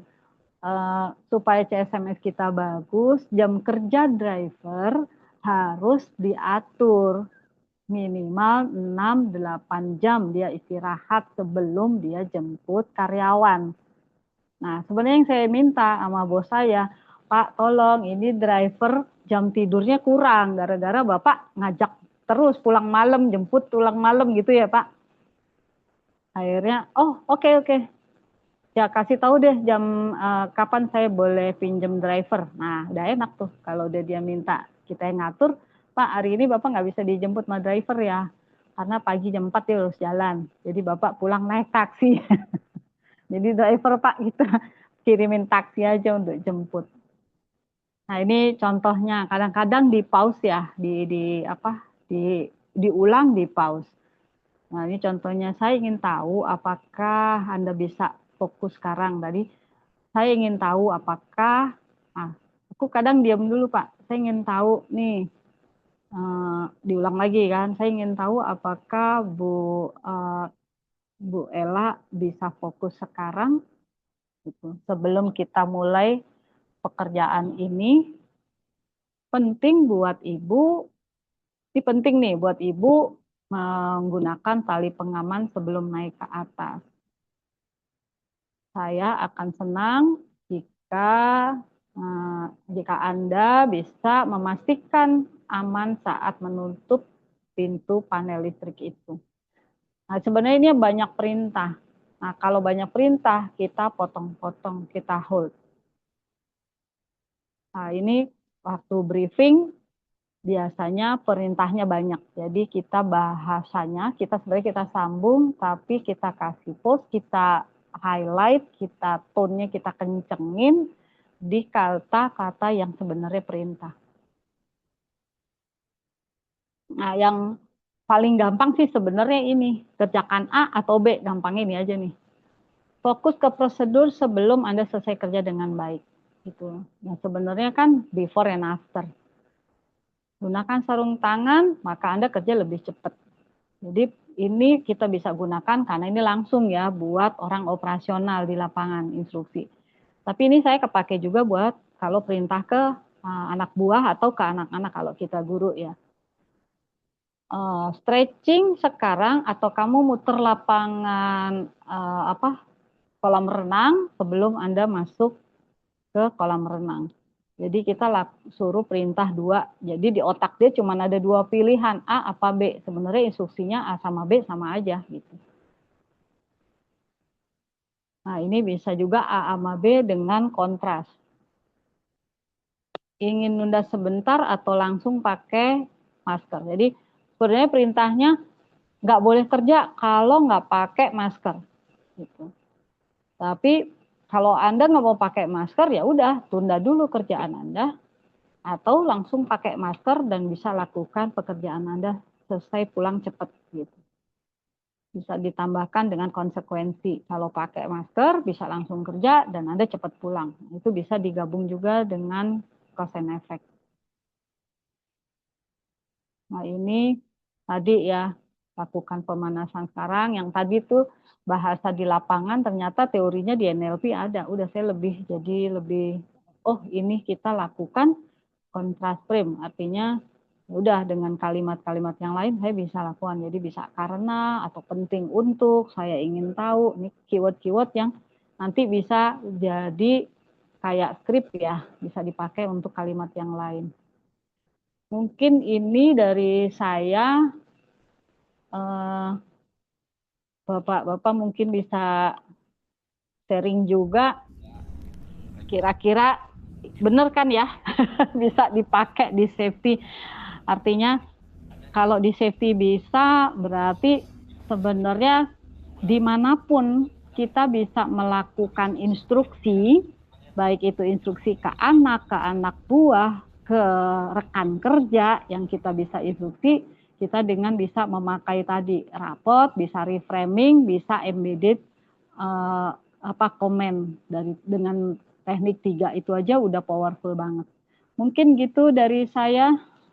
Monggo kalau ada yang bertanya atau nambahin ya. Terima kasih kalau ditambahin.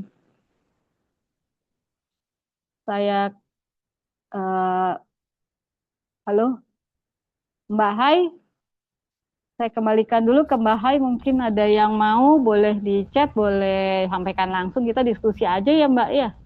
Ya, Ibu. Baik, terima kasih Bu Dewi. Udah 1 jam gak kerasa. Pas loh, Bu. 1 jam, oke. Kepada Bapak Ibu yang ingin sharing-sharing atau bertanya, boleh silahkan untuk menyalakan mikrofon dan kameranya. Sorry.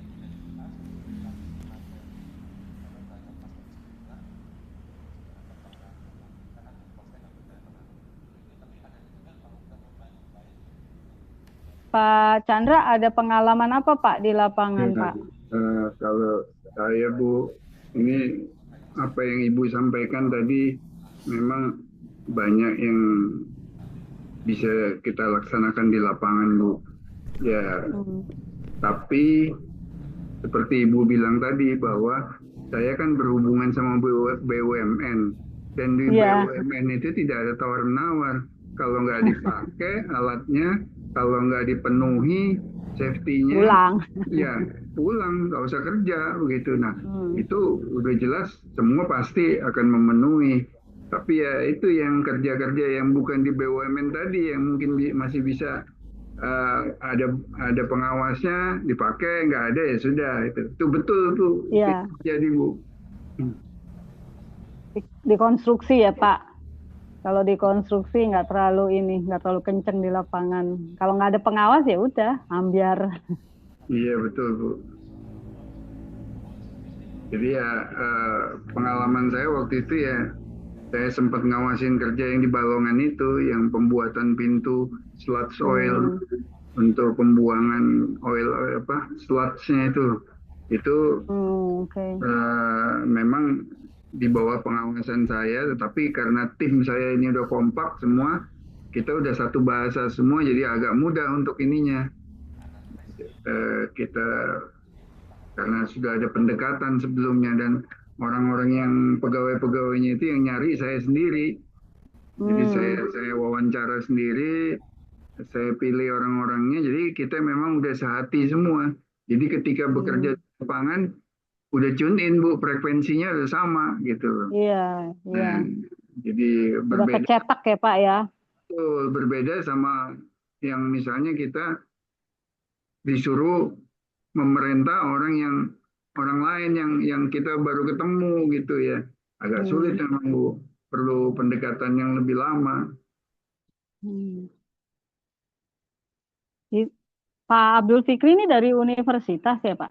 Uni SCC.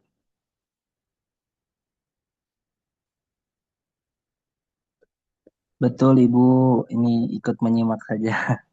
Ilmunya sangat bermanfaat. Kalau pengalaman Bapak sama mahasiswa gimana Pak?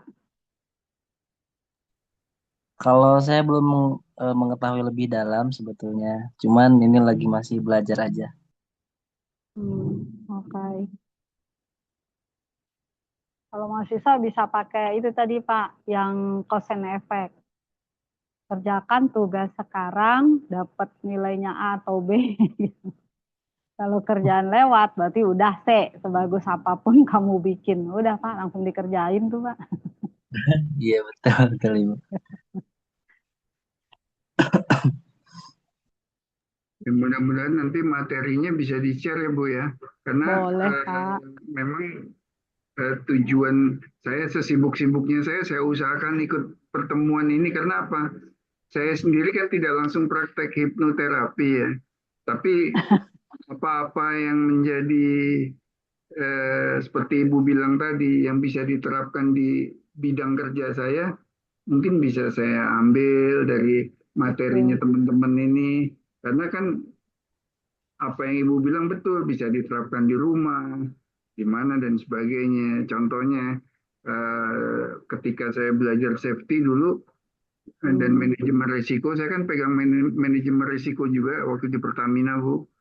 Itu saya terapkan di kehidupan sehari-hari saya. Contohnya misalnya tempo hari anak saya kan sekolah kedokteran gigi juga anak saya. di Mustopo. Kampusnya itu di Kebayoran Lama sana, pindah di Rempoa. Dia minta mobil untuk bolak-balik.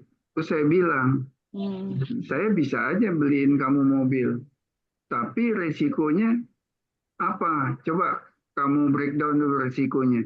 Resikonya bisa ketabrak di jalan mobilnya, atau kamu kalau nggak hati-hati kamu yang nabrak. Nah, belum lagi misalnya pulang malam ada orang jahat, mungkin kamu ditodong di jalan, ya kan, di lampu merah dan sebagainya. Itu saya omongin ke anak saya, dan anak saya memahami. Nah, kalau sampai itu kejadian, saya bilang, papi juga yang kamu panggil kan, suruh ngurusin semuanya.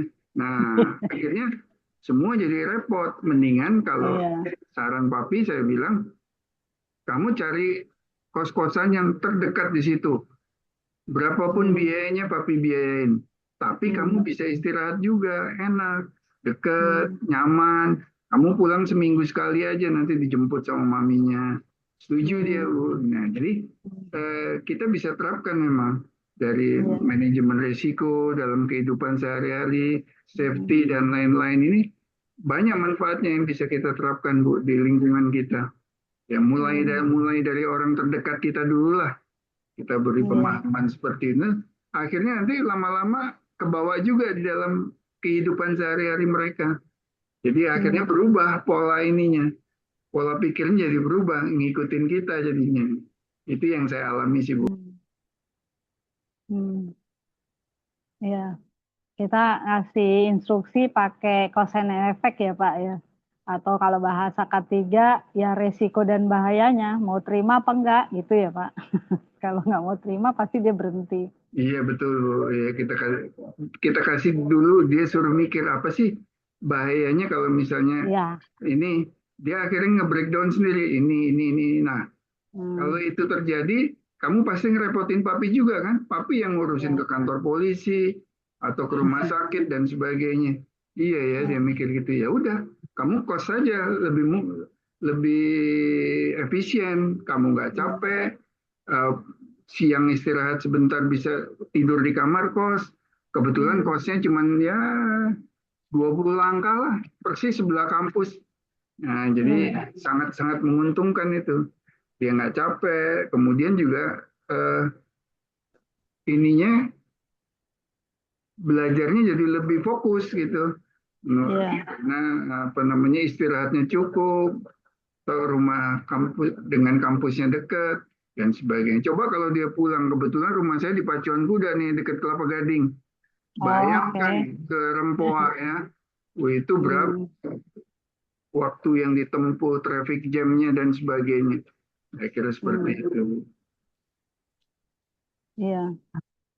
Ini kalau K3 untuk keselamatan, karena kalau cedera atau tidak patuh langsung ketahuan cederanya atau resikonya ya Pak.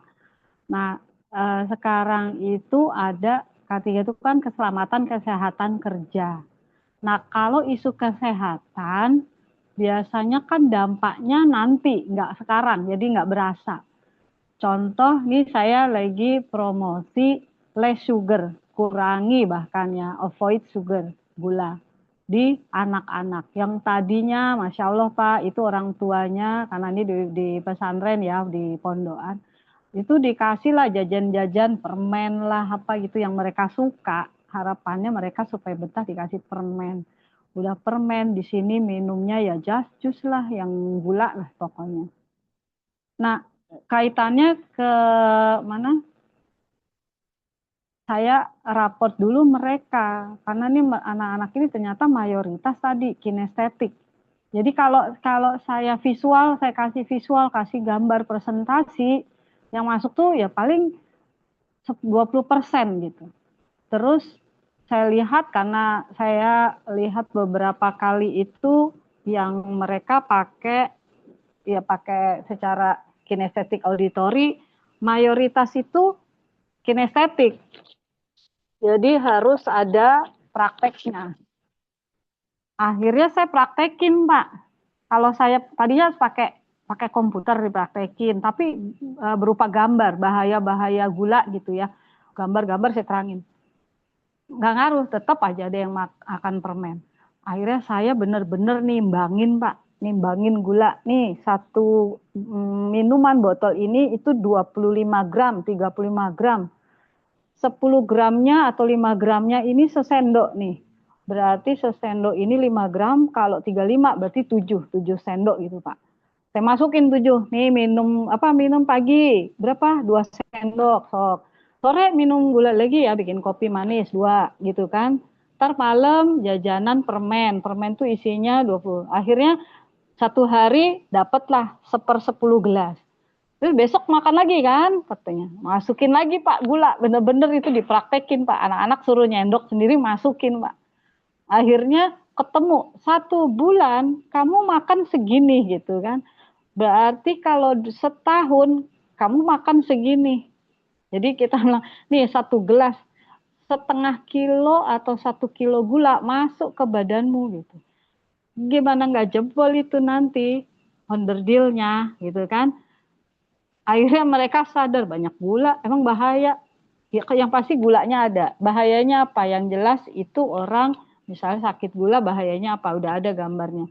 Dan coba lihat keluarga atau om tante yang sakit gula hidupnya kayak apa? Mesti disuntik-suntik. Nah, rasa sakit tuh Pak disuntik-suntik saya suruh praktek ini kan. Alhamdulillah Pak, itu dikasih permen juga. Kalaupun dikasih paling enggak tadinya dimakan sendiri dibagi-bagi gitu. Berkurang Pak. Yang tadinya mau apa-apa tuh mesti manis banget, sekarang nggak dibikin teh manis tapi teh tawar ada gula sendiri, jadi sesuai maunya dia. Itu gulanya awet Pak. Nah dari sini ternyata menginstruksikan jangan makan gula banyak-banyak. Daripada saya ceramah nggak masuk-masuk Pak, udah praktek itu. Itu ampuh banget. Jadi kita nggak capek lagi nerangin, termasuk yang baret-baret ini lah Pak. Sekarang kan ada self harm ya anak-anak tuh. Sampai apa peniti lah di baret-baret, gunting lah, jarum lah, apalagi tuh silet Pak, cutter tuh dipotong, digaret-garet jarinya Pak. Terus ada yang sampai bekas. Saya pakai cause and effect aja. Kalau misalnya baret sekali, nanti kalau lagi stres lagi baret tuh lama-lama badan dibandingin, saya bandingin nih, saya buka tangannya, bandingin tangan kamu kiri makanan. Yang ini udah kena baret Pak, jelek bentuknya, yang ini enggak gitu. Cantik mana ya, gituin doang Pak. Alhamdulillah enggak ada lagi Pak. Itu sampai 50% anak kena. Saya sekarang pendekatan karena anak, ya udah dilihat nggak ada tambahan lagi. Jadi ilmu ini bisa kepake juga mengurangi resiko-resiko kayak gitu tadi Pak. Dengan memotivasi sekali kita kasih wacana, dan itu akan berharap seterusnya dia akan ingat nggak lagi. Akhirnya dia memutuskan, ya udah gula boleh minum Bu. Ya bukan nggak boleh, nggak boleh. Tapi kamu tahu sendiri, 1 sendok sehari, kalau sebulan segini. Kalau kamu 10 sendok sehari, berarti sebulan segini. Kira-kira badanmu sanggup nggak? Ya, kamu yang ngatur gitu. Akhirnya mereka memutuskan sendiri. Nggak kita suruh lagi. Itu efek yang, aduh kayaknya saya makin senang sama NLP nih Pak. Dengan bahasa gini. Betul sekali Bu, itu memang terjadi juga di praktek dokter saya juga. Saya kan sekarang kerja di CIMB Niaga. Itu karyawannya ada 6.000 orang Bu. Itu memang kita untuk bisa kalau dulu kan saya kerja di Pertamina gampang peraturannya, perusahaan udah punya aturan SOP-nya seperti ini. Kalau ya, follow aja. Kalau nggak diikutin, nah ini yang terjadi seperti ini, harus di-follow kan gitu. Tapi kalau ini saya sebagai vendor, karena saya klinik Pratama, saya sebagai vendornya CIMB, ya kan berbeda. Saya nggak bisa begitu kan. Nah, jadi saya harus pendekatan dulu. Pendekatannya bagaimana? Ya, biasanya pasien saya ajak ngomong, kemudian saya kasih nomor kontak saya. Saya bilang kalau ada apa-apa nanti Anda bisa langsung komunikasi sama saya, nggak usah pakai perawat saya lagi. Anytime, pasti saya jawab, saya bilang. Silahkan, saya orangnya terbuka, saya bilang. Nah, dari situ, orang-orang yang tadinya eh, nggak begitu dekat sama saya kan jadi punya kedekatan emosional nih Bu ya. Jadi kalau dia Iya.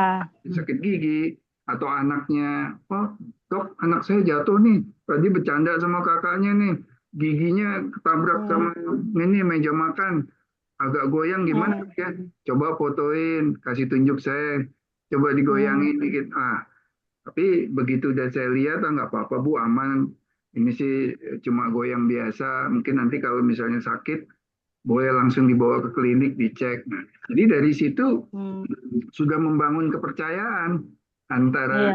saya tidak menganggap mereka seperti eh, saya dengan apa apa ya seperti kayak pelanggan. Pasien sama dokter ya Pak. Nah, begitu. Tapi saya membangun tadi kepercayaan, kemudian sistem dokter keluarga. Nah itu yang tadinya mereka nggak berani cabut gigi, akhirnya jadi berani. Yang tadi nggak berani operasi gigi, jadi berani. Bahkan ini nanti kalau suntik, ini jarumnya. Saya kasih contoh Bu, jarumnya. Ini yang saya pakai sekarang. Kalau zaman dulu kita pakai jarum yang buat itu Bu, yang suntik pantat tuh, suntik tangan yang itu gede. saya bilang. Ini yang sekarang yang 0,03. Tipis ya. Ini saya pakai buat nyuntik anak TK. Rasanya seperti digigit semut. Nah, masa Bapak Ibu kalah sama anak TK? Saya bilang anak TK aja berani pakai. Nah, dari situ mereka udah dikasih contoh gitu, jadi berani Bu. Ya udah deh, saya coba dulu. Tanpa dihipnotis ya Pak ya. Kasih contoh jarumnya. Bapak Ibu bisa merasakan mau pilih yang mana jarumnya. Saya bilang, biar pilih yang kecil Pak. Ya udah kita coba yuk. Nanti cabut biar tahu rasanya. Biasanya saya pilihkan yang gampang dulu Bu. Misalnya giginya ada 3, yang patah-patah harus dicabut. Saya pilih gampang dulu. Kita coba yang mudah dulu ya. Biar Bapak Ibu tahu rasanya kalau saya yang nyabut seperti apa sih. Kan kita belum pernah. Nah begitu ini saya cabut nggak sakit, apa rasanya sakit nggak? Enggak. Ya udah kan, dan tidak menyeramkan seperti pikirannya Di awal pikiran. ini ibu-ibu atau bapak saya bilang. Ya. Jadi kita harus bangun kepercayaan dulu Bu, betul itu. Kalau udah terbangun Raport dulu ya. Ya raport, depannya aman Bu. Jadi itu ini karena yang sudah. Ya raport jadi penting banget ya Pak di awal ya. Kalau udah rapotnya connect, apa aja bisa kita suruh pun mau gitu kan. Suruh nyoba, yang tadinya takut paling nggak nyoba dulu mau. Ya, Gitu. jadi membangun raport itu tidak mudah. Saya mulai di CIMB itu November 2023 saya pegang di situ. Itu sampai sekarang udah 2,5 tahun. Klien saya yang sudah connect sama saya itu udah ada 1.000 orang. Masih 5.000 lagi nih yang belum kepegang nih. Saking banyaknya. Ada waktunya Pak. Iya, jadi sebetulnya klinik pertama saya tuh ya artinya cukup enak ya Bu ya. Captive marketnya itu udah ada. Tinggal ada MCU-nya nggak Pak? Ada MCU-nya nggak Pak? Ada Bu. MCU. Ada. Yang nyuntik kayak Bapak juga nggak? Anak saya soalnya saya kenapa sebenarnya ikut NLP sama hipnotis tuh supaya paling nggak bisa nggak ya saya mengencourage anak saya.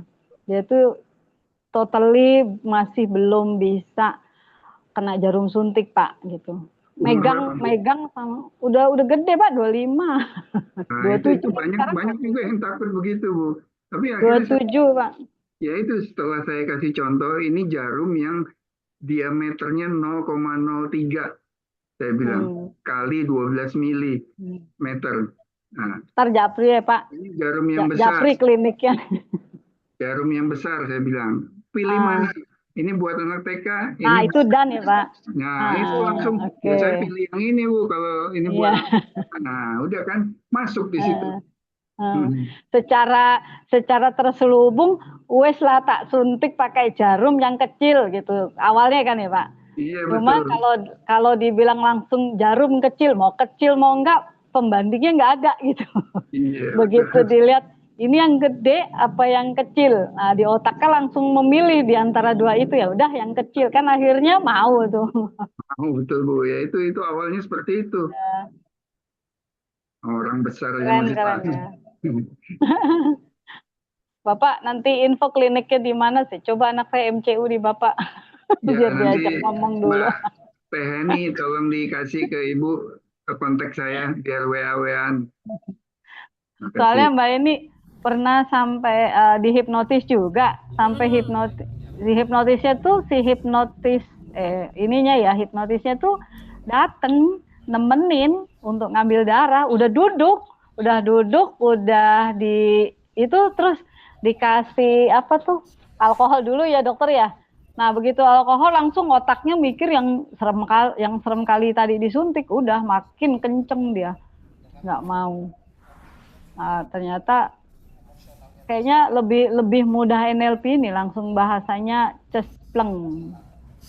Langsung gitu kan, yes apa no. Yes apa yes, yes satu apa Ya, yes dua gitu ya, Pak. betul, betul Bu. Jadi dulu waktu saya belum belajar NLP, agak sulit saya Bu pendekatan ke pasien-pasien. Tapi sekarang setelah belajar NLP, kadang Bu bukan hanya pasien gigi aja, dia konsultasi urusan rumah tangga dan sebagainya. Ya, Iya, susah iya, Bu. Ya saya tampung aja, namanya juga klien saya. Saya kan harus iya. memberi yang terbaik. Masya Allah. Masya Siap. Allah. Keren-keren, makasih. Ini Kita tuh ilmunya luar Mbak. biasa banget ya Bu ya. Oh, saya cuman pakai 3 ini aja. Kemana-mana saya pakai ini aja. Ada anak tadi curhat, Bu, aku dibilang apa playing victim, aku nggak suka gitu kan. Lalu aku tuh nggak suka sampai jadi benci banget sama orang itu, sebel banget gitu kan. Ya udah, saya dengerin dulu aja tadi emotional condition atau emotional rapport, saya bangun dulu. Oh gitu ya, nggak enak ya? Iya sih emang nggak enak gitu kan.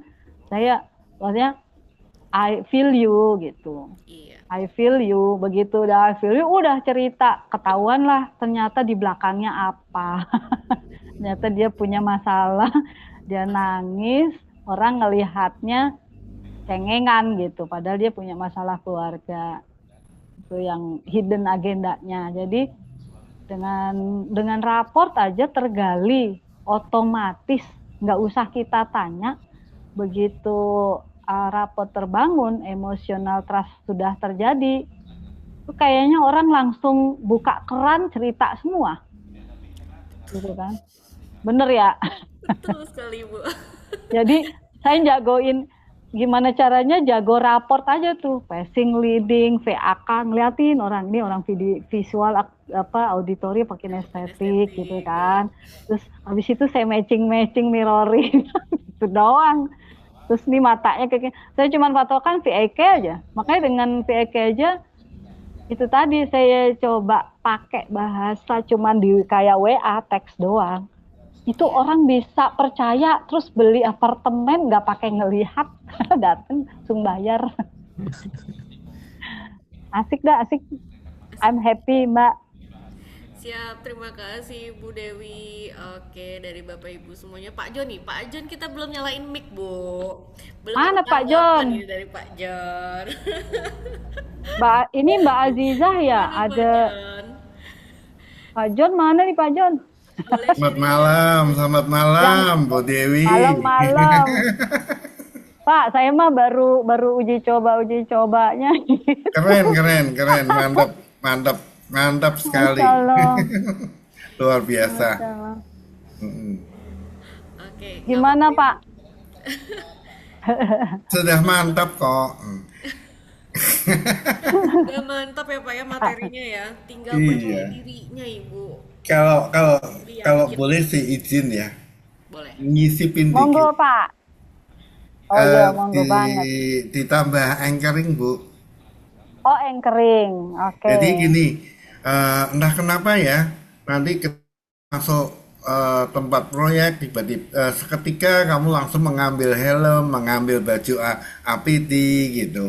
Jadi atau entah kenapa ketika kamu mendengarkan suara mesin, seketika kamu melihat apakah tempatnya aman, tempatnya Oh, itu. oke oke. Itu kalau berkali-kali itu nyantel jadi otomatis tuh. Jadi di anchor, anchor suara Oke. mesin, anchor tangga, anchor. Oke. Tapi Diomongin aja luar gitu. biasa Ini loh. kan Mantep, mantep. bisa dimasukin tuh Pak di toolbox meeting Pak. Begitu Anda mendengar suara mesin, saat itu Anda ngambil Iya, helm gitu ya Pak. keren. Mantap Bu Dewi. Sekali Begitu dikasih Anda. clue langsung ya Pak ya. Hah? Ya, penutupan di Toolbox Talk. Kan Toolbox Talk tadi nyampein ya begitu rapot, nyampein kontennya, terus selubung perintahnya gitu ya Pak ya. Semuanya dimasukin unconscious ya Pak. Yes. Habis itu udah terakhir kan, kalau misalnya promosinya adalah pakai alat gerinda yang bener gitu kan Pak. Ya. Begitu Anda dengar Mesin gerinda. dengar mesin gerinda, Anda Iya. langsung pakai masker, pakai helm, pakai sarung Mantap. tangan gitu. Keren. Makasih. Keren. Mbak, jadi lengkap nih. Ditutup lagi Penutupnya Swiss itu pattern ya. Bu. Swiss pattern gimana Bu Dewi. Pak? Dipakai Iya, Swiss nggih. pattern, jadi dibayangkan ketika dia gambaran ketika dia kepanasan pakai helm, saat panas kan dia digambarkan biasa melepas helm. Gambarnya dirubah tidak melepas helm tapi membuka ventilasi helm. Itu juga nyantel loh itu. Saya beberapa kali pakai Swiss pattern ini yang kayaknya simple, kayak nggak masuk akal. Apa iya sih bisa merubah perilaku? Ternyata jadi mungkin pertama dikasih gambaran, bayangkan ya ada foto kamu lagi kepanasan, kamu melepas helm. Nah terus pakai gambar yang baru, ketika kamu kepanasan kamu membuka ventilasi helm. Nah langsung wus. Nah itu langsung nyentel. Kalau kepanasan dia membuka ventilasi helm. Itu Swiss pattern Bu, keren Bu. Bu Dewi buat terakhir penutupan kalau lagi ngadain ayo kita permainan, nah dia dianggap permainan padahal sebenarnya itu berubah. Jadi ayo kita ada suatu permainan, ayo gambarkan sekarang kamu ada foto, bisa bayangkan ada foto kamu lagi kepanasan lepas helm, terus satu lagi kamu lagi kepanasan buka ventilasi helm. Nah itu diwus. Ini mantap nih Pak John nih. Jadi memang tujuan kita ketemu di sini ini saling mengisi, saling melengkapi memang. Nambahin bener Pak. Seru. Jadi lebih lengkap lagi. Karena kan bagi yang belum sama sekali praktek, tentu kan butuh, oh ini seperti ini yang diterangkan Pak John minggu lalu ya. Oh seperti ini, seperti ini. Nah sekarang tambah dengan Bu Dewi memberikan X-ray communication ditambah dengan Pak John tadi lebih lengkap lagi semuanya. Jadi lebih nyantol lagi. Kuncinya di situ ya, anchoring Swiss pattern ya Pak John. Itu buat permainan, seolah-olah permainan padahal mereka nggak sadar kita kunci di situ. Kunciannya kalau istilah kita Pak, kunciannya. Ya kan anak-anak gitu tuh kunciannya supaya ya udah kekunci nggak bisa nolak lagi. Yes, itu benar-benar saya sering melakukan Swiss pattern untuk seperti game untuk merubah perilaku dan itu nyata banget berubah loh. Jadi bisa untuk sedikit seolah-olah permainan lah, padahal sebenarnya itu kunci, benar kuncian. Kuncian, istilahnya ntar saya bahasa di lapangan kunciannya gitu. Safety briefing yang mengunci perilaku sekarang dan seterusnya. Mantap Bu Dewi. Pak kasih contoh yang Swiss pattern lagi dong, satu lagi Pak. Apalagi ya? Biar kebayang. Soalnya kalau helm di proyek nggak ada ventilasi helm Pak. Helm proyek mah. Cuman Oh, catok pakai tali doang udah. jadi dikasih gambaran dia mulai bekerja, gambarannya dia tidak pakai alat APD Mm-mm. ya. Nah, gambarannya apa? Tidak pakai alat APD. Nah, kemudian Mm. eh, di sebelahnya itu ketika ada gambaran foto dia tidak pakai APD, mukanya lesu. Nah, terus sekarang ada gambaran dia pakai APD, Hmm. dia senyum karena merasa aman. Oh, Dia senyum karena merasa aman. Aku pulang ke rumah disambut istri dalam kondisi aman. oh, Gambarannya gitu. Dan gambaran yang pertama, ayo kita rubah gambaran itu. Wush! Nah, oke. yang tertanam adalah aku pakai baju APD, aku happy Hmm. karena aku pulang dengan aman. Istri anak menyambut dengan gembira. Nah, itu. Oke, oke, oke, sip, sip. Saya pernah coba, Pak.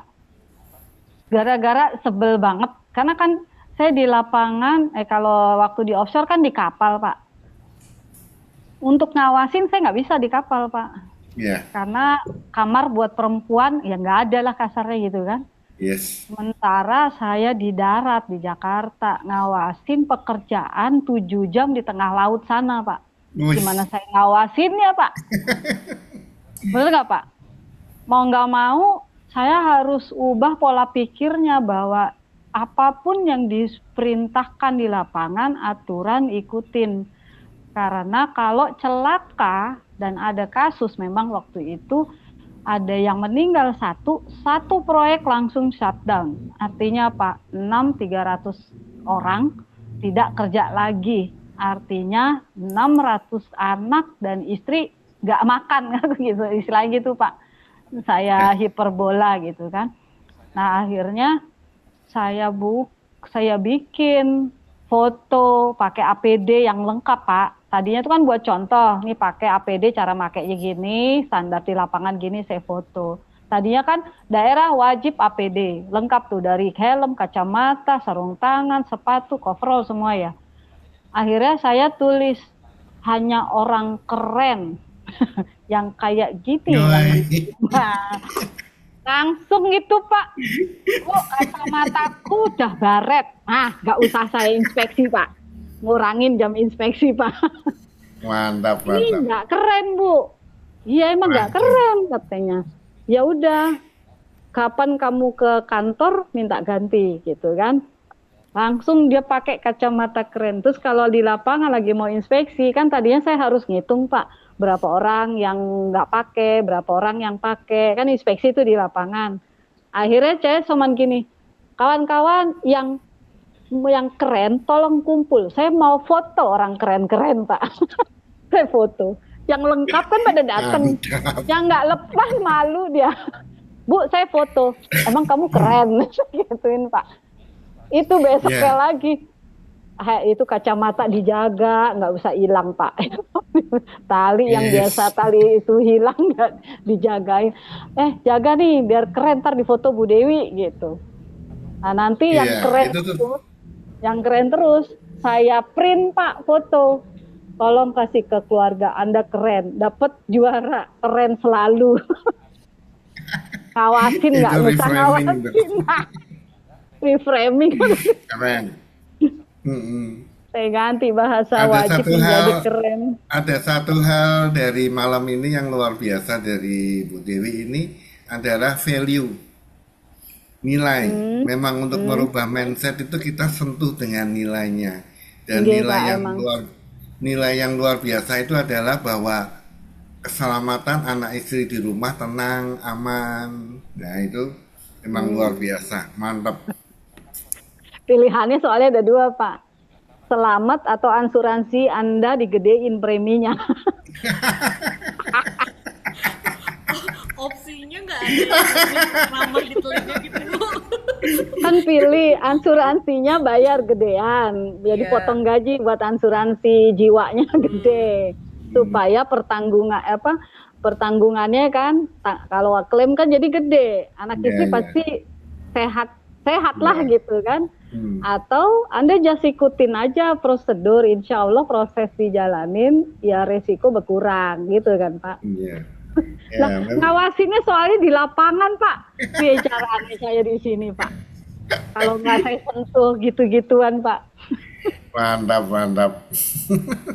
Yo, luar biasa. Luar Soalnya biasa kalau ini. kalau orang lapangan nggak bisa pakai teori Mbak Hai, pakai logika hati ya Pak ya. Logika hati, bukan logika berpikir, logika hati. Logika realita ya Bu ya. Iya. Logika realistis gitu. Berdasarkan hasil dari pengalaman Tadi di cause and lapangan. effect, cause and effect sebenarnya. Atau saya bilang kepalamu, saya bilang gitu. Kecuali Anda mau kepalanya diganti manekin. Nah, bawa nih helm. Mantap. Sadis. Kata teman sadis amat. Lah, iyalah kepala nggak bisa diganti. Kalau kaki patah masih ada, kaki sambung ya Pak. Kepala kan nggak ada. Itu cuma pakai helm aja susah banget. Sadis banget loh.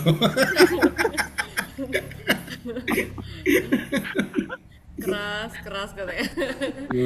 Oke. Tapi itu kan karena rapotnya udah masuk Pak. Kalau rapot belum masuk saya digituin di shoe Pak. Betul, trauma ya Bu yang ada ya Bu ya. Oh, Katanya.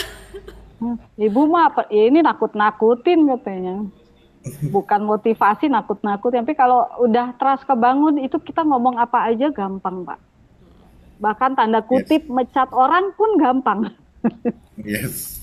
Mecat orang dengan kesadaran sendiri. Pernah soalnya Mbak, tanda kutip mau merisainkan orang, tapi keputusan dia karena dia udah nggak fit secara kesehatan. Iya. Cuma kalau dibilang gitu, ya susah juga. Standarnya kan di Mega agak nggak mudah. Iya. Kolesterol harus di bawah 200 Pak. Berat. Berat ya itu. Termasuk BMI Pak harus standar. Beda 3 kilo udah ditulis OB Pak. OFO obesitas. Seru-seru. Makasih banyak Pak masukannya. Sama-sama Bu Dewi, luar biasa. Terima Insya kasih Bu Allah. Dewi. Boleh minta tepuk tangannya untuk Bu Dewi.